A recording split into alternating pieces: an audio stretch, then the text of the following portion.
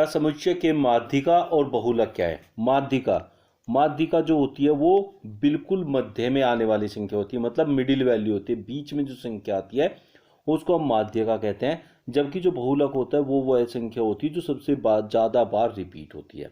तो बहुलक को हम डायरेक्टली इसमें से देख के पता कर सकते हैं, क्योंकि यहाँ 7 3 बार आया है तो इसका बहुलक 7 ही होगा।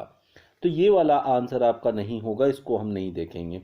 फिर उसने बहुलक बाद में पूछा है तो 7 बाद में होना चाहिए, तो ये भी आपका आंसर नहीं होगा। इन दोनों में से आंसर आपका आएगा।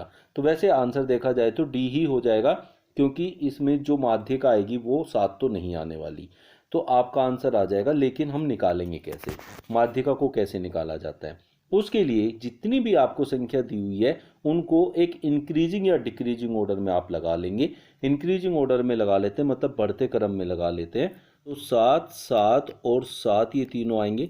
फिर उसके बाद आपकी जो संख्या आएगी वो 10 आएगी। फिर 16, 16 से बड़ा यहाँ 17 है। फिर 21 है। फिर 22 है। फिर 54 है। ऐसे हमने लिखा।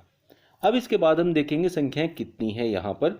तो 1 2 3 4 5 6 7 8 9, 9 संख्याओं में क्या होता है कि 4 इधर छोड़ दो, 1 2 3 4, 4 इधर हमने छोड़ दी और 4 इधर आप छोड़ दें यहाँ तक, तो आपकी 4 इधर छूट गई। तो ये बीच की जो संख्या होती है ये ही आपका माध्यिका होती है। तो माध्यिका हो गई आपकी 16 और बहुलक हो गया 7। तो ऑप्शन डी जो है वो आपका करेक्ट आंसर हो गया।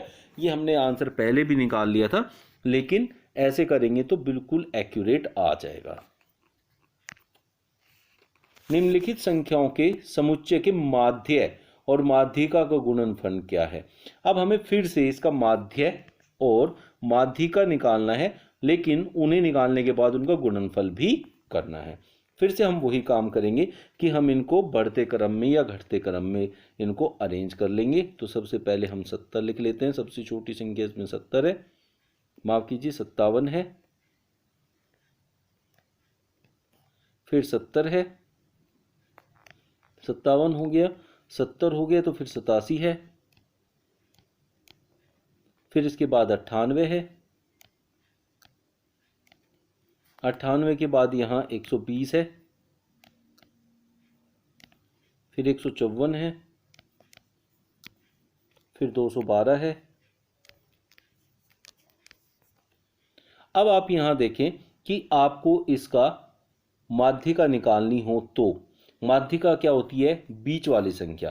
तो बीच वाली संख्या में आप यहाँ देखिए पहले कितने हैं? 1 2 3 4 5 6 7। 7 में से हम 3 उधर छोड़ देते हैं और 3 इधर छोड़ देते हैं, तो जो 98 बचता है ये बीच वाली संख्या है। तो इसको हम माध्यिका कह सकते हैं। तो हमारी जो माध्यिका है वो 98 यहाँ आ गई है। फिर उसने बोला है माध्य निकालना है। तो माध्य होता है इनका औसत, और औसत निकाला जाता है भी इन सभी संख्याओं का योग करके और कितनी संख्याएं हैं उससे भाग करके। मतलब इन सब संख्याओं को आपस में जोड़ना है, इनका योग लेना है। तो अब अगर हम इनका योग करने जाएं तो इनका योग आएगा 798।